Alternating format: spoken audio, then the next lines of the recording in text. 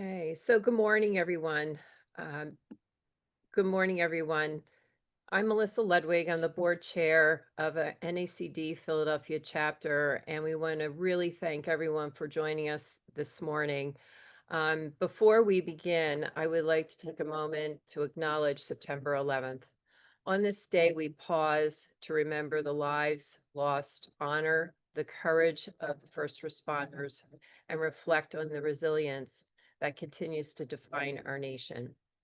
Next year, we will be 25 years since this day, etched in our nation's history. So thank you for joining us this morning for today's program on the 2025 proxy season, What Happened? And a real thanks to the conversation you're going to hear, which is absolutely amazing, with Gloria, Paul, and Jesse. Thank you very much for joining us and giving of your time.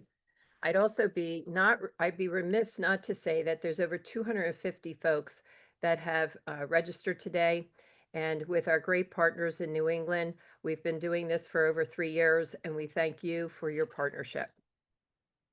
So as we embark on this, of course, I get the housekeeping items. And the first thing we want to acknowledge is that we do have the chat box open for anyone to put your questions and any discussions that you may want to share. With that said, if we don't get to all the questions, we will be sending out a link through your respective chapters to indicate a link to a podcast that will follow up the questions that we may not answer for you today. So we're thrilled to offer that to our members. So next, also for many of you who want to get credit today for this program and receive those credits, please make sure that you indicate your name and your chapter in the chat box so that we make sure that you do so. So finally, the panelists and the moderators' statements and opinions are their own and not the companies with which they work. This is our chapter sponsors across both chapters, and we would be remiss not to recognize all of them.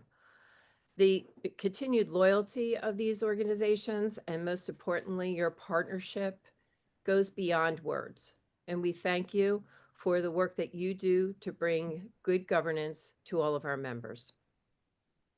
Today, we are highlighting two very special premier partners, Foley Lardner and PwC, who have continued to support our mission of excellent corporate governance.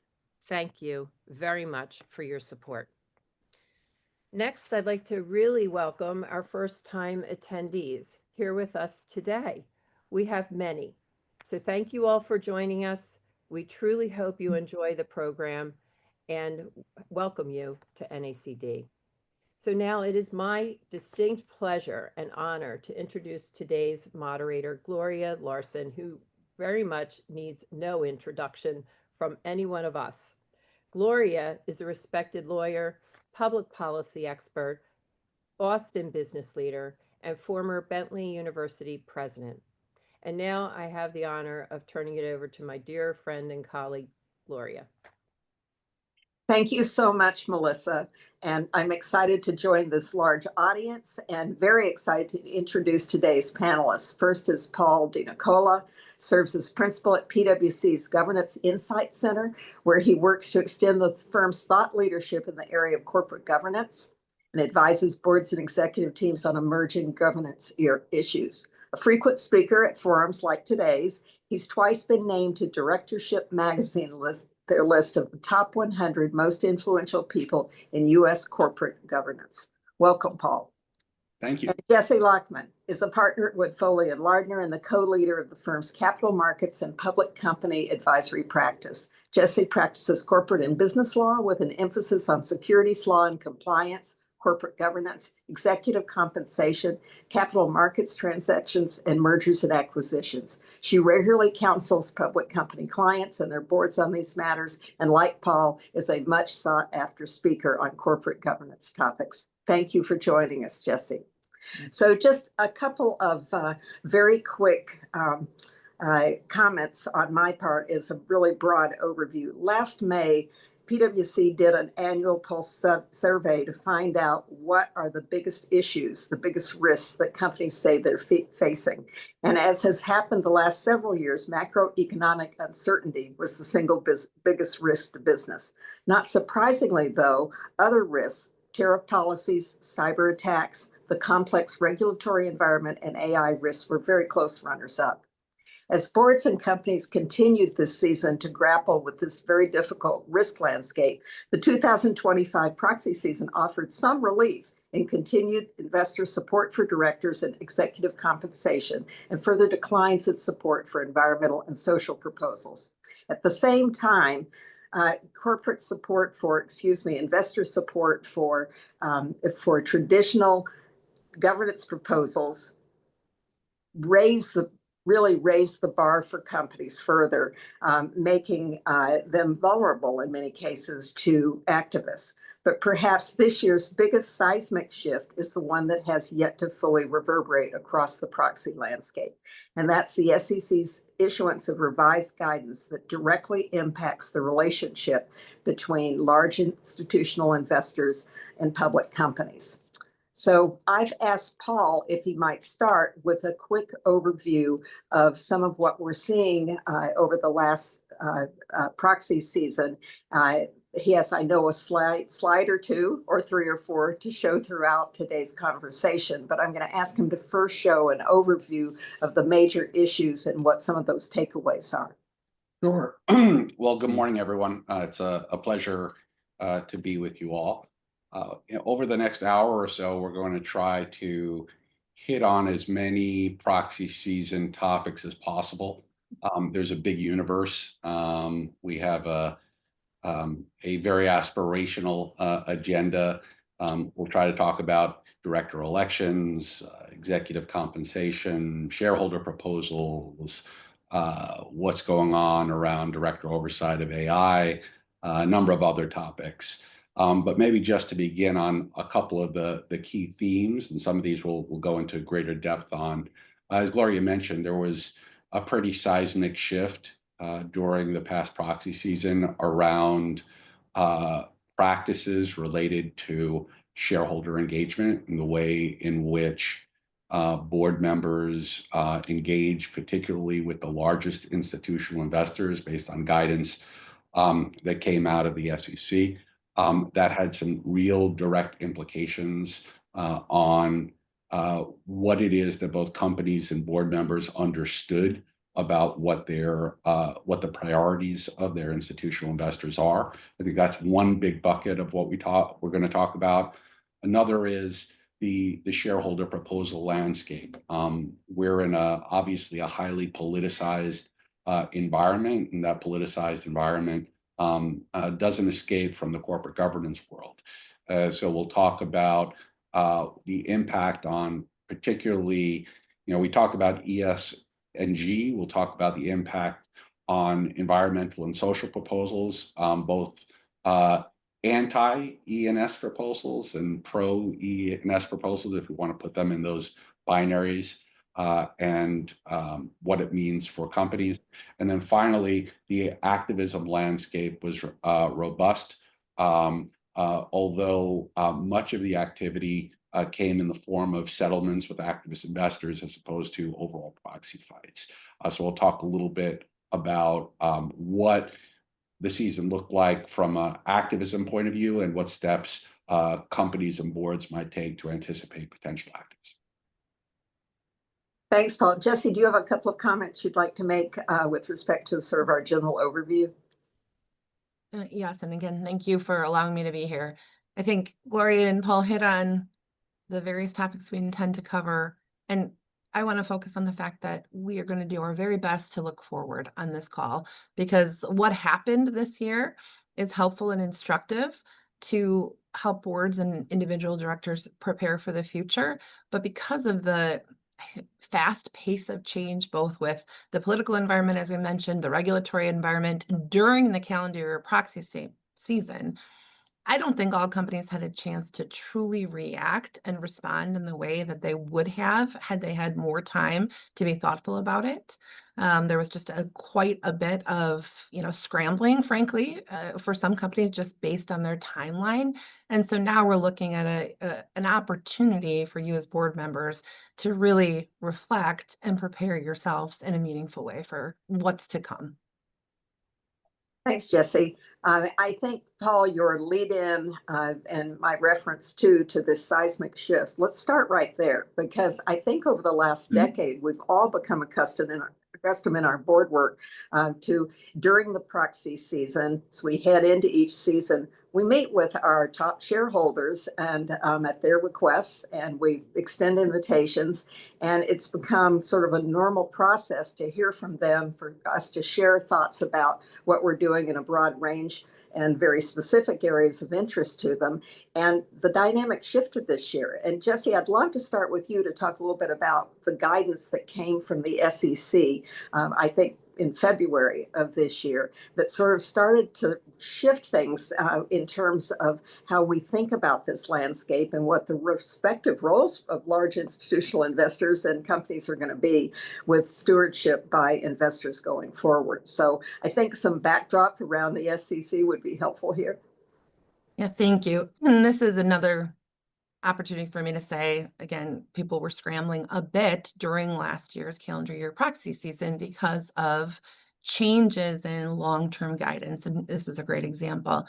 And as you said, Gloria, in February of last year, the SEC issued revised guidance, compliance and disclosure interpretations around 13G and 13D beneficial ownership reporting. And only going to get in the weeds for a moment because we're setting the stage here, but beneficial reporting for 5% or greater shareholders can come in the form of, at a very high level, 13G or 13D reporting. And 13G is for generally passive investors, those who are holding but without intent to influence or control, and 13D for those who may have or are deemed under the rules to have an intention to influence or control. And the big three, State Street, Vanguard, BlackRock, have generally reported as 13G holders. And the rules prior to February made relatively clear that interactions with companies on topics such as executive compensation or staggered board or general governance topics that engagement alone would not qualify or classify someone as being a 13D filer, someone with an intent to control. Well, that SEC guidance shifted, and the SEC adopted some new compliance interpretations that said, actually, if you, large 5% or greater holders, are having conversations with companies about these executive compensation, ESG, other topics that would be typical topics of engagement, and in your conversations, you are tying your recommendations, suggestions, or otherwise to your vote for directors or other actions relating to voting, then that may qualify you as a 13D filer. Large institutional shareholders, at least to date, have not wanted to be 13D filers. There's more burden in terms of their disclosure obligations. It's not how they fit into the institutional investor ecosystem generally. And so what we saw, and we'll talk about this in more context, and Paul's going to give us some examples and some additional thoughts, but what we saw in practice was that there was all of a sudden a reluctance, if not complete inability, to contact and to have the conversations with these larger institutions, those who fall into the potentially 5% or greater category that boards and management teams were used to, because of the concern on the investor side that they may have to make different filings or take different actions with the SEC if they engaged in those, what we had come to expect as ordinary course conversations during the proxy season. Jesse, that's really helpful. Paul, I think you've coined, or someone clever like you coined, this notion of listen-only stewardship. it also, I think, involves, we started to see in the early days, post-February, even some MIA you know, from investors, not conducting the meetings at all or moving into this listen-only mode. So perhaps you could talk a little bit about what boards need to understand further about sort of this sea change and how we're going to be relating to one another, as well as give, as Jesse suggested, a couple of examples, certainly of large institutional shareholders. Yeah, sure. I mean, there was a direct response to what Jesse described. In fact, for a short period of time, both BlackRock and Vanguard actually paused their direct engagement as they were trying to figure out what this new landscape looked like, ultimately resuming it. But resuming it with a very different tenor from my conversations with directors who participated in those engagements post guidance. And what were the sort of inadvertent consequences? Both companies and boards felt like the investor tenor was listen only. What was once more of a dialogue process felt like there were some constraints on whether or not the company or the board member who was engaging could actually receive meaningful input from shareholders. When the meetings did occur, the feedback was they were often scaled back in scope. And what's the direct impact of this? Well, what it does is it shifts more of an onus onto the companies to set the agenda for the meetings, because I think many investors were reluctant to come to the meeting with a predefined agenda. So the tone and the agenda of the meeting was shifted back onto the companies. And I think the direct result is that there is sort of less clarity and fewer insights that result through the engagement, unless the boards are making adaptations to what their overall engagement program looks like outside of that meeting. So that's the backdrop. Jesse, would you add anything to that from your experience? Yes, I'd say that it became challenging for boards if the boards had in particular a topic that was, top of mind, something that we're looking to get guidance on. Everything I've seen from equity compensation plan or executive compensation program terms, companies had been, and we're going to get to this later, looking for some guidance or input from their large investors on how best to tackle, challenging sustainability, DEI related topics, disclosures. And because of what we were just talking about, a vacuum, I saw companies choose to move to conversations with perhaps smaller investors on their, shareholder list, because smaller investors, and it still can be very meaningful and important relationships, but those who are not approaching the 5% ownership threshold weren't concerned about this interaction that was driven by the SEC, because the SEC's rules were focused on these 5% or greater holders. So I know the three of us have talked about this and just in a speculative type of way, but does this provide smaller holders, those less than 5%, with more, frankly, direct opportunity to influence what's happening at the company because of their ability to engage? And does it change an engagement strategy in a way that, maybe we hadn't been predicting, to not only focus on the big three? And I think, Paul, you're going to talk about how even the big three is splitting into the big six because each of them are splitting.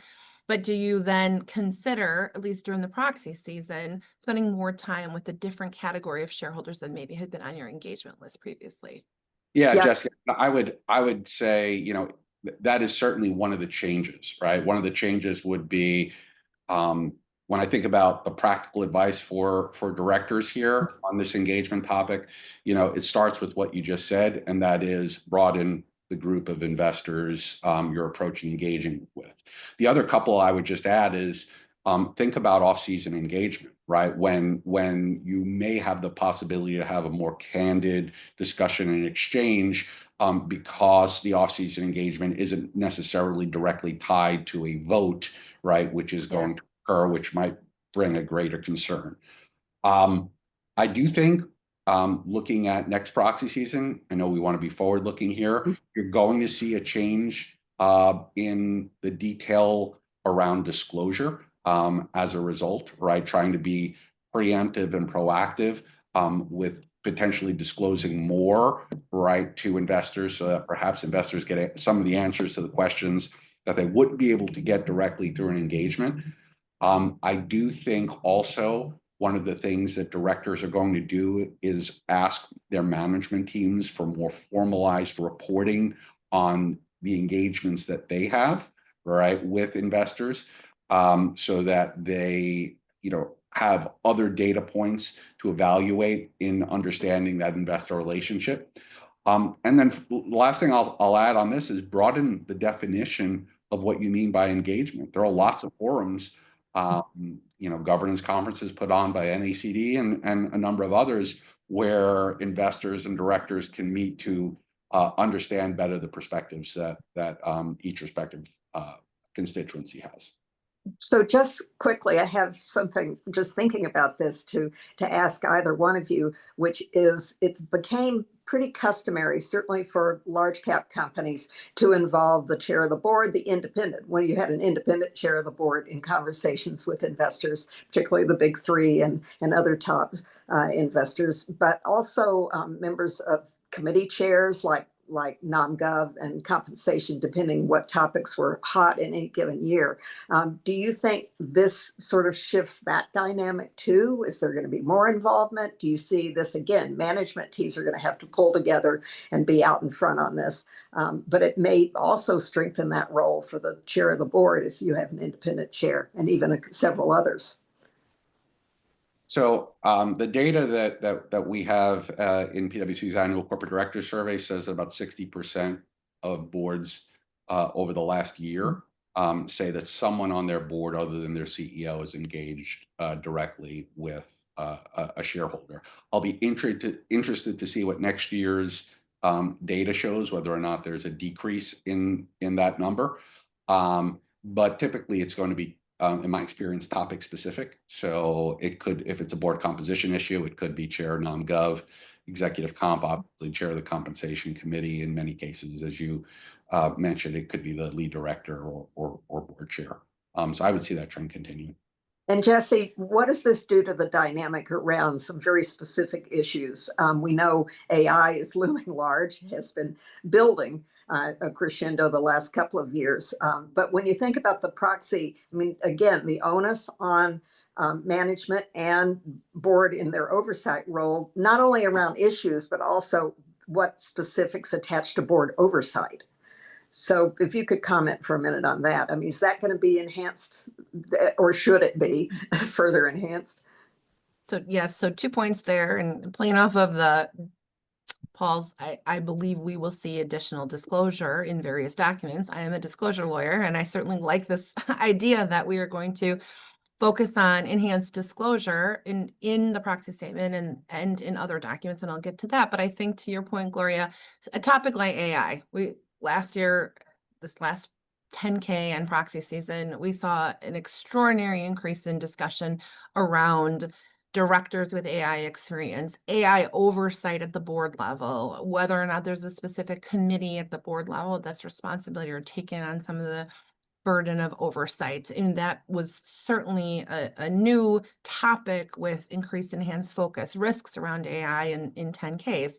I think because of, one, the importance that companies are seeing, AI have on their business models and strategy. It's a logical addition to disclosure documents. But two, because of the fact that having a conversation with investors or certain investors is not possible to understand or gauge their view on how much they want to see, companies are taking the approach, if they're being thoughtful about it, to putting that information out there so that there's no need to wonder whether or not the investors would like to see more, and instead, perhaps erring on the side of, I would say over disclosure, but additional disclosure. I did see that proxy statements were more focused, or the management team drafting them and the boards reviewing the proxy statements we're more focused on board oversight issues. And that I think is a great trend, meaning not just your rinse and repeat of your disclosures from last year as to, we have oversight of risk in these areas. And of course, we're paying attention to, geopolitical risks and other business risks. I mean, those are typical disclosures and we should have them in the documents, but it's where are the new risks? Where's the new trend with regard to, what investors want to know about oversight, and how can we as a board and management team explain all the great things we're doing and be very clear about it in the proxy statement and or other documents, including sustainability reports, like I said, 10K, other investor messaging. So investor messaging for sure is getting more attention in my view.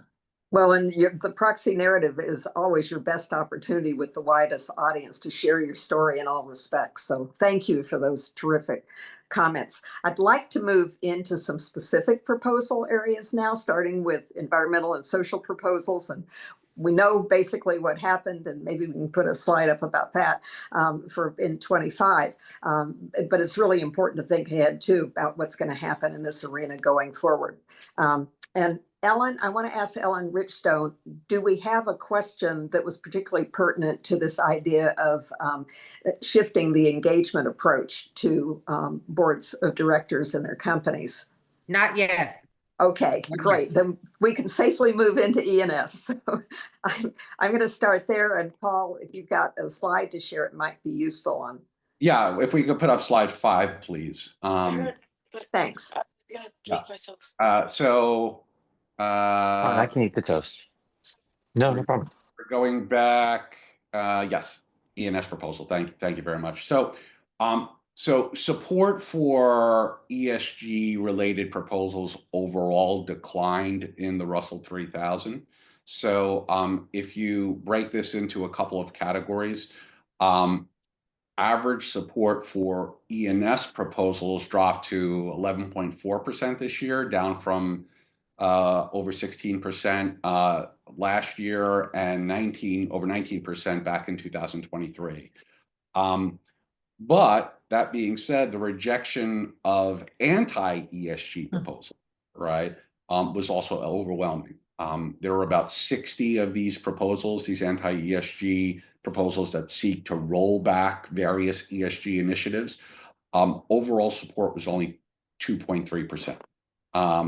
And so that is what voting looked like. But what's the takeaway here? The takeaway is that while there was less support, I think the feedback from investors is that they're not abandoning the issues, but they are becoming more selective around the issues. And that is the vote is tied more clearly to long-term value and away from proposals that are overly prescriptive in one direction or the other. So largely, shareholders are looking at these proposals and scrutinizing them through a specific lens, and that is of relevance, of materiality, right? So more vague proposals that are being construed as overly ideological in one direction or the other seem to be more likely to fail, while more business relevant ones, we mentioned before, AI oversight, right, are still getting more attention. I think the overall area of sustainability obviously is evolving. There is some data from interesting data from the Conference Board that shows that sustainability reporting dropped nearly 50% in 25. I will say though, and Jesse might have some thoughts on this, but scaling back the disclosure too far can introduce new risks, right? Whether it's risks related to gaps in disclosure, right, where a shareholder can interpret silence as avoidance, right? Not a good thing. I think there's reputational risk that comes with scaling back disclosure too much, especially if there's not a clear rationale. And then finally, there's sort of the control of the narrative and whether or not the company loses that narrative control. If a company is not clearly articulating its ESG strategy, they're leaving that vacuum for others to do it for them. So Paul, if I could just ask sort of a little bit of a follow-up to that. So if you're a company that has really matured your approach to disclosures around human capital, but even more so around climate, and you're using ISSB and TCFD standard frameworks and using the metrics that others can readily identify with. And that is integrated into your longer term strategy around company sustainability and value increase. Is that the kind of thing that sort of survives attacks? I'm sort of looking for the Goldilocks moment here where you get the porridge right.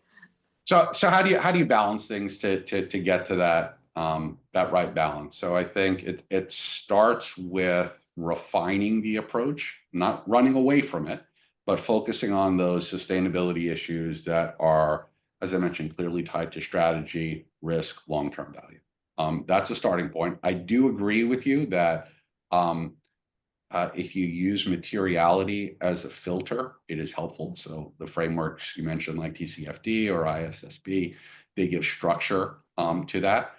I think clarifying the oversight in terms of what's the board's role in those disclosures is very helpful. And then finally, consistency in reporting period over period. If you're going to make significant changes, the disclosures need to clearly articulate the rationale and what the long-term approach looks like. That's helpful. Jesse, did you have a thought to add? Yeah, I agree with everything Paul said here. And I also think, though, that it is imperative that the board, with the support of the management team, is having a conversation about what stakeholders for that particular company need to know, want to know. And stakeholders are your shareholders, clearly, but there are other stakeholders who are involved, your customers, your suppliers, your employee base, right? So disclosure is not driven solely by the proxy season, of course, but it is driven by this overall strategic direction of the company in a variety of these very important areas. And what I saw happen this proxy season was that because it was complicated for the management teams and the lawyers who are drafting the proxy statement to make any decisions about sort of the level of detail to be including on all these topics, the management teams were involving or engaging the boards in a different way with regard to the drafting of some of these sections, because it was focused, the conversations were focused on what is our overall strategy here, rather than, what is the finger to keyboard words we're going to put in this document. Now, it didn't happen with every company that I'm advising, but I see that as more of a directional shift in engaging and involving the board in a different way in the proxy statement preparation, and then in turn to the sustainability report preparation, because it's not obvious or clear anymore what is required. It is now focused, to me, much more on what the business imperative and, as Paul said, the long-term strategy of the company, how you want to reflect and how do you want to be known in these areas with regard to everything from human capital management to climate change and everything in between. So attached to that, let me ask you a question, Jesse, about a potential additional complication in this kind of give and take between and sharing of information in a transparent way with your shareholders that relates in particular to environmental and social proposals. And that's further SEC amended guidance this year to exclude certain shareholder proposals, happened to end in the E&S camp particularly, but led to a sharp increase in no action requests from companies, particularly around those types of proposals. And it set a record high in the number the SEC granted. So how does this overlay attach to maybe further complexity now in this environment of sharing information and getting at the nub of what really is important to your investor group, as well as obviously the company's business strategy? Yeah, there's a lot packed in there, but I'd say, yes, we should talk about the shift in the no action, just rules around rules of engagement there. Just like I said earlier, that a lot happened during the calendar year proxy statement. This is another moment in the proxy season where companies needed to react either based on shareholder proposals they already had on their desk, or otherwise were expecting to receive or received, just shortly thereafter. So in February, the SEC issued a new revised bulletin on how the SEC would expect to and is going to be reviewing no action proposals. So no action letters are basically what companies send to the SEC and say, hey, we received a proposal from a shareholder, and we think we should be able to exclude this from our proxy statement based on all of these, reasons and, in alignment with the rules that you've already set forth. Well, there's a set of rules and then there's a set of SEC interpretations, and different SEC administrations have had different ways that they looked at how they would review a no action request. And so in February, the SEC came out and said, over the last 4 years, we generally allowed proposals to go into the ballot in the E&S area if they had a broader societal impact associated with them, perhaps less focused on the nexus to the actual company's business. Now we've shifted back to, we will review these proposals, but the proposals must have a clearer nexus to an actual company and what they do, not just be focused on, impact to the society. So companies have viewed that as a positive, generally speaking, a positive development, because it allows companies to have a broader opportunity to say, this should not go into our ballot. This should not be on our proxy statement. So what did we see? You mentioned that we saw fewer E&S proposals make it to the ballot. Well, a few things could have been, driving that. One, proponents may not have issued proposals at all. And I think that's what we believe happened, that there was fewer of them because proponents are thinking, or are continuing to think, and we're this season, will this actually be successful? How do I tailor it so it is more successful so I make it to the ballot? So that may have influenced, a drop in the number of proposals that were actually provided. And it also gave the SEC and companies more of an opportunity to say, this is not focused enough on this company. It's not, this is within the ordinary business activities of the company. You are not making a proposal that we believe is appropriate. Micromanaging was also another reason or basis for exclusion. This is too specific. You are not providing general direction. You are, telling the company and the management and the board how they must ask in a very prescribed way. The SEC didn't like that, so proposals were rejected on that basis as well. So what does that mean? It means that this season we may have smarter proponents who are tailoring their proposals better in a more specific and direct way that fit the new SEC guidance. We may continue to see fewer E&S proposals as a result, but either way, we are going to have more savvy and sophisticated parties on either side, the companies and the proponents, to see how they can fit, their own strategy within this new SEC rule set. Thanks. That was terrific. I think it's an opportunity now to move into another main topic, which is the governance agenda for the past proxy season and looking forward. 90% of majority supported proposals focused on enhancing shareholder protections. This is a trend we've been seeing for the last several years, sort of more traditional return to governance. And I'd like to ask you to start the conversation. If you could talk a little bit about the couple of the main governance topics that gained traction this year, and if you see any trends that would suggest those topics and potentially others loom large for 26.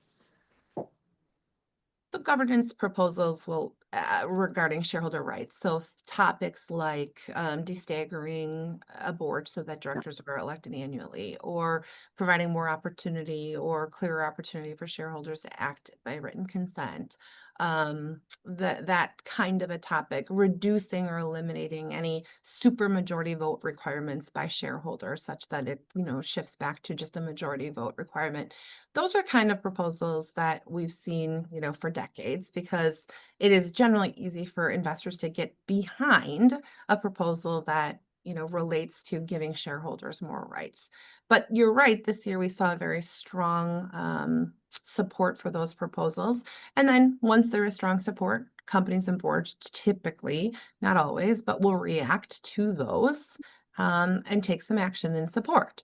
One question that, I'm always asked is, well, if we believe that destaggering, for example, of a classified board is a proposal we'll get along the way, should we do that? Should we take that action to destagger proactively so we can avoid a shareholder proposal? That is a topic that's come up again this year because of these governance proposal successes. And my advice there is always, how important is this, particular provision to your company? And do you need to be proactive in adjusting it, or are you willing to continue to roll the dice and see when and if a shareholder proposal will come your way? So that's the kind of conversation that I saw coming out of, and I'm continuing to see coming out of all these reports, that these proposals gain more traction. So that's an interesting question for boards and management, which is just because other companies are receiving those proposals and receiving support, does that mean that we as a company should be proactive in taking action? And that really needs to be evaluated on the basis of company by company, how important some of these sort of protections on the board side may be to your company's short and long-term strategy. That's really helpful. I remember numerous conversations in the past with outside counsel at one of my company boards where it was always, we don't want to be the earliest adopter, and we also don't want to be a laggard in this effort. And so, and of course, what's centrally important to us as a company, but sort of maintaining that Malcolm in the middle approach to some of this. But what do you see shifts in 26 in this? Well, the one topic that also had some interesting support, and Paul, I wonder if you have any views on this one, is the political contributions and, more additional transparency being sought from companies on their political contributions, the volume, the recipients of those political contributions. Not surprising in this politicized environment that we're seeing that kind of proposal and that kind of proposal receiving support. Yeah, So it's a long trend we've seen, quite frankly, since Citizens United, right? And the number of proposals there. I do think the thing we haven't talked about that is probably worth mentioning is shareholder rights in light of companies either departing or considering a departure from Delaware, right? And so reincorporation proposals, whether that's to Texas or to Nevada. We saw a couple of high-profile 25 companies reincorporate and have proposals pass with majority approval. So it signals that at least some investors are open to alternatives to Delaware, but not at the expense of shareholder protection. So coming back to, I think, your theme before around shareholder rights. So just a relationship between, what is the trend going to look like around reincorporation? Will that gain steam? And what are the parameters in which that might occur? Yeah, those are additional helpful comments. I want to turn quickly to executive comp, and I say quickly because things have been quiet because of the proliferation, I think, of rules and regulations over the last 5 years in this arena. Great support, as we've said, on say on pay, but now we have a different SEC. And there are other factors that may be complicating this moving forward when it comes to say on pay votes and alignment between pay and performance 26 and even executive pay disclosure more broadly.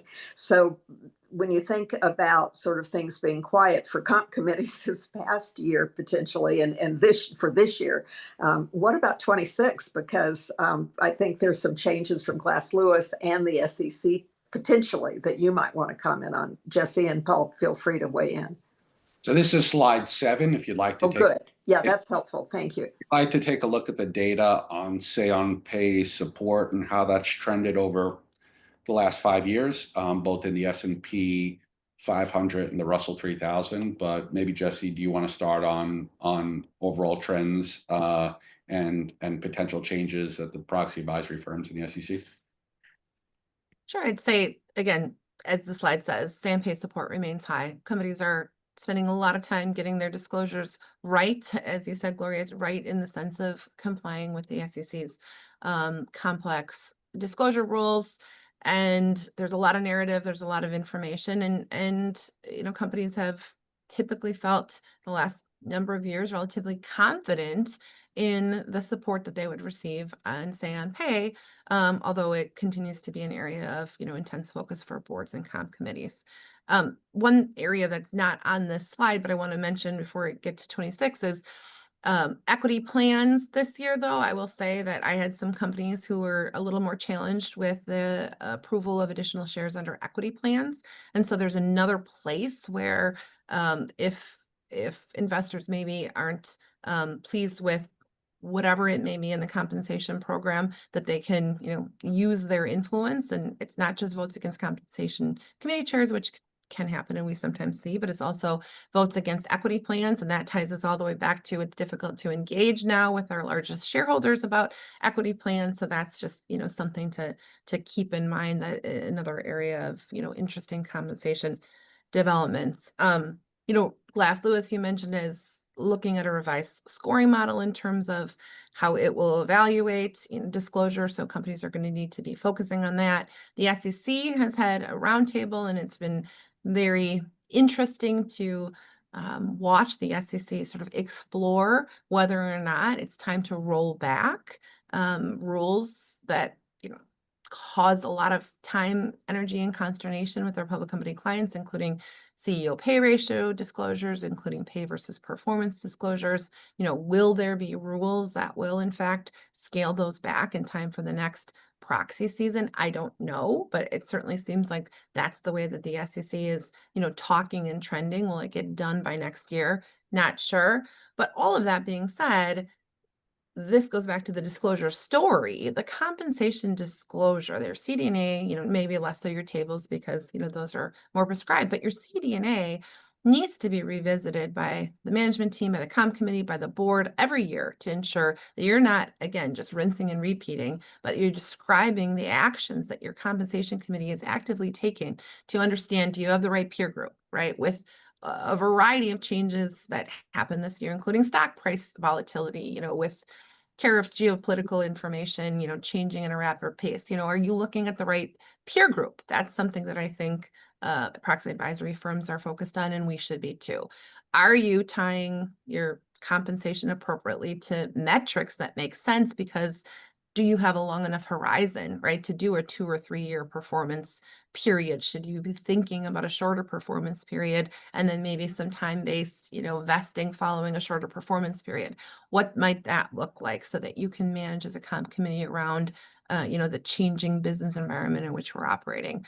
That's those kinds of questions, I think, are top of mind for comp committees and should be, as we're looking not only at the disclosure, but more importantly, the underlying compensation decisions, right, that are, dictating what the disclosure looks like. So I see this as an active year for comp committees. Yeah, exactly. And apparently for potentially for investors as well. So thank you. And regulators, thank you for that. So Paul, I just want to quickly ask you, I want to save some time for activist behavior during 25. But before that, if you could just mention some vulnerabilities that you're seeing around director support is sky high. That's fabulous. But there's still scrutiny on board chairs. There's still scrutiny on specific committee chairs, and potentially in some particular areas there's scrutiny. We've already talked about AI, but is there anything you see in the governance arena that would call out particular companies or their boards of directors in particular around oversight? Yeah, sure. And this is on slide 4 if you'd like to look at the results for director elections. But as you mentioned, we had record high support for board members. What's the risk? It's part of literally every client conversation I've had over the last year, and that is director expertise and a changing perception of what are the right skill sets that the board of today and that the board of the future requires. We do 2 different surveys at PwC, one of board members and one of executives, and we ask them the same question. The question is, what are the top skill sets that you think you need to recruit for your board? Okay. Perhaps one of the most jarring findings of it for me is that not one of those 3 are the same for executives and directors. So when you look at what directors say, it tends to be traditional areas of oversight. So financial expertise, operational expertise, industry expertise, risk management expertise. That kind of makes sense. That's been the historical trend. But when we ask executives the same question, what do you need from your board? It is, interestingly, international expertise, sustainability expertise, and AI expertise that are in the top three, right? So I do think when you talk about scrutiny, the scrutiny is going to be around whether the board skill sets of the past will continue to be sufficient for the future. And I think investors will increasingly be looking at this. I mean, we've had this conversation around bringing individual directors with a deep but narrow skill set onto the board, and whether or not that's necessarily a good idea. My personal view is that in some situations it's not, right? You do want a broad set of experiences, and board members do have other means by which they can access either external advisors or upskill themselves around those areas. Again, the role of the board is to know what the right questions to be asking the management team, are. But ultimately, I think the vulnerability space for directors here is, looking around the table and deciding whether or not you have the right skill sets or you need to make changes to your board composition. Thanks, Paul. I'm going to move us forward a little bit and jump into activism. There are a couple of areas, activism being one, and then there's at least one more additional issue for the 26 proxy season that I want to get to involving proxy advisors. So, Paul, let's talk a little bit about activists. Saw fewer proxy fights. Activists won more board seats in half the contests that went to a vote, and in many cases there were elements of how they switched up their tactics that resulted in gains. So I would love for you to talk a little bit about just quickly about the main target areas, but more importantly, sort of the shift in approaches that the activists took that were successful, and what we might think about going into 26, which Jesse would love to have your input there too. Sure. And if you want to take a look at the top line data for activism this past proxy season, it's slide 6, if you're able to put that one up.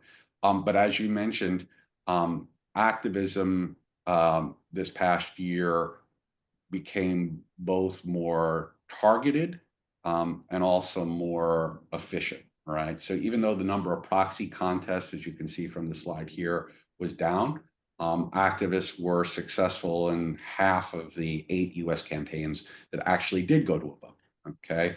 And that's a sharp increase from last year. As we mentioned, I think before, settlements played a significant role. I think largely companies were more willing to settle with activists involving board representation earlier in the process. There were, in the first half of 2025, there were 37 settlements. This season, there were several cases where board members received just above that 50% support. And they actually still chose, even though they received the majority vote, still chose to step down afterwards, sort of recognizing the reputational hit and investor pressure. I think, universal proxy certainly has contributed to that in terms of changing the landscape, and so has withhold campaigns on the part of investors, where activists will urge an institutional investor to withhold support from a specific director without offering an alternative slate, right? So that's gaining traction. I do think there are some steps that boards can take to better prepare for activism, to think about their vulnerabilities. We've been saying for years to think like an activist, right? And that is sort of taking time to proactively assess, both from a balance sheet perspective and from a governance perspective, how an activist would evaluate the company, and how an activist or a group of activists might approach the company.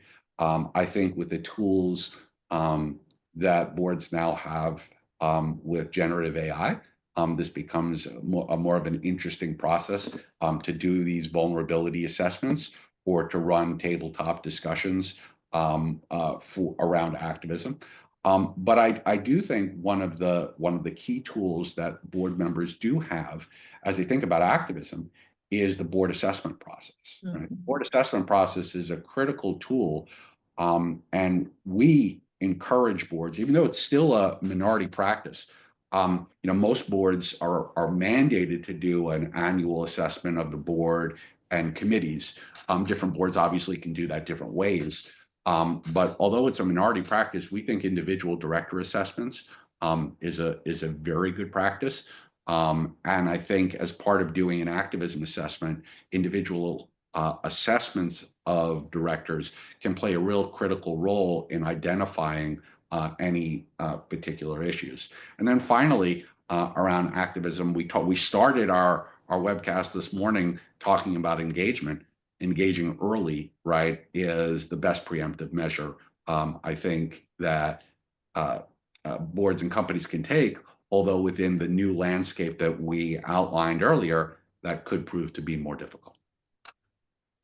So Jesse, I'm going to ask if you've got if you've got additional things to say about that, but we've got very little time left. And what I'd like to do is get to a few takeaways, but feel free to offer comment on activism. The only comment on that would your be, clients. I would recommend that the board ask if it's not currently receiving information about shareholder inbounds, what letters or inquiries or other information. This comes back to this board being more engaged in the annual activism engagement / strategy there.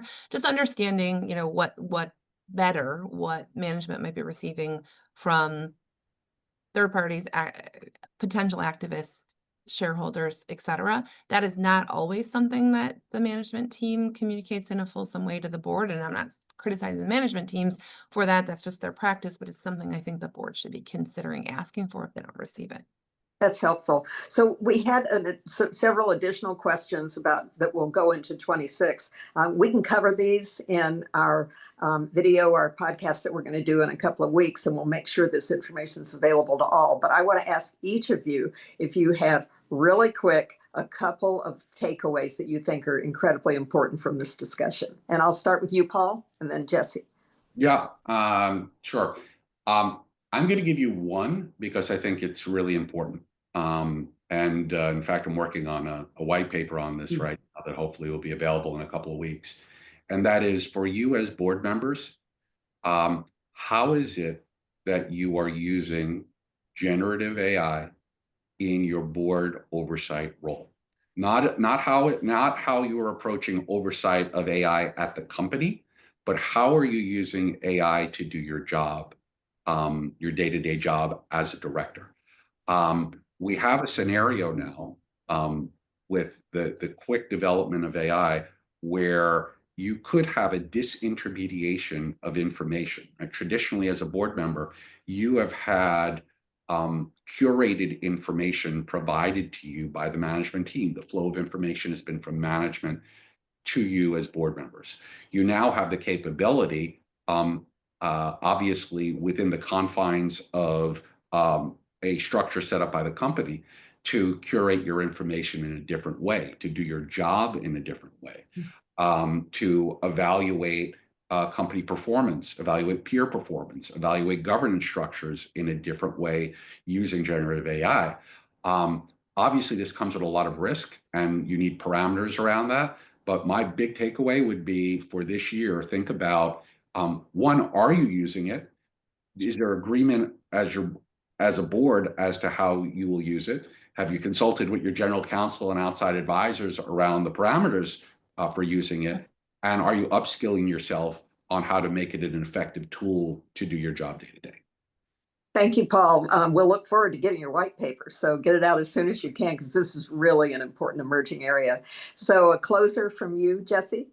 My short takeaway is make Proxy season a full year season, right? Don't just look at this as, the 3 or 4 months where you're, starting to draft it and then, leading up to a meeting. Make sure as a board member that you're talking to and considering what it looks like to have this full engagement, full drafting, full strategy sessions around this disclosure on a full year calendar basis.